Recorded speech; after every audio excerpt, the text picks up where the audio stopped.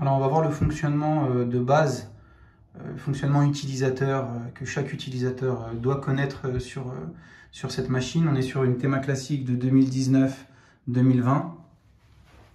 Alors on a ici l'alimentation, la touche on-off. Là la chaudière est éteinte. J'allume. On a l'affichage de la pression à ce niveau-là, qui doit en règle générale être compris entre 1 et 1,5. Elle peut aller jusqu'à 2 bars. Ici, on a 3 boutons, la touche mode, la touche moins, la touche plus. Là, on n'a aucun iconogramme pour le moment qui apparaît, ce qui signifie que la chaudière ne peut pas fonctionner ni en eau chaude ni en chauffage. Là, la chaudière n'est pas fonctionnelle. Pour pouvoir activer à la fois l'eau chaude et le chauffage, je vais appuyer sur la touche mode. Vous voyez, là, j'ai les deux iconogrammes qui apparaissent. Alors, si je veux régler l'eau chaude ou le chauffage, je vais appuyer sur la touche mode. Là, j'ai l'iconogramme du chauffage qui apparaît. Je vais pouvoir, avec la touche plus et la touche moins, régler la température de l'eau dans les radiateurs. Là, on règle la température de l'eau dans les radiateurs.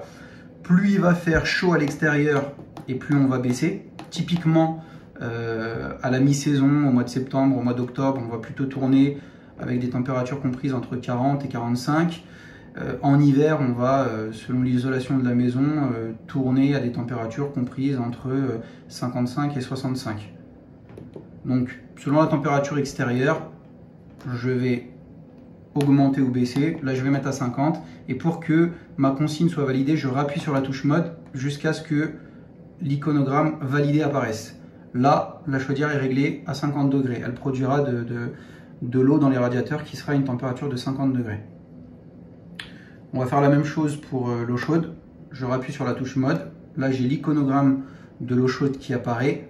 J'augmente. Là, on est sur 50 degrés, ce qui est une bonne température. Je baisse.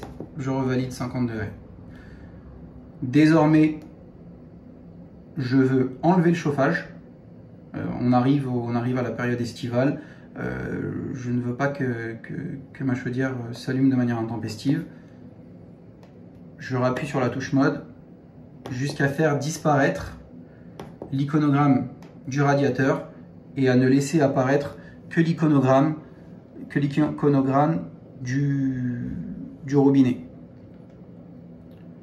Là, typiquement, dans cette configuration-là, la chaudière ne fonctionnera qu'en eau chaude et ne fonctionnera pas en chauffage. Au mois d'octobre, lorsque je veux remettre en route mes radiateurs, je rappuierai sur la touche mode jusqu'à voir apparaître à la fois l'iconogramme du robinet et l'iconogramme du radiateur.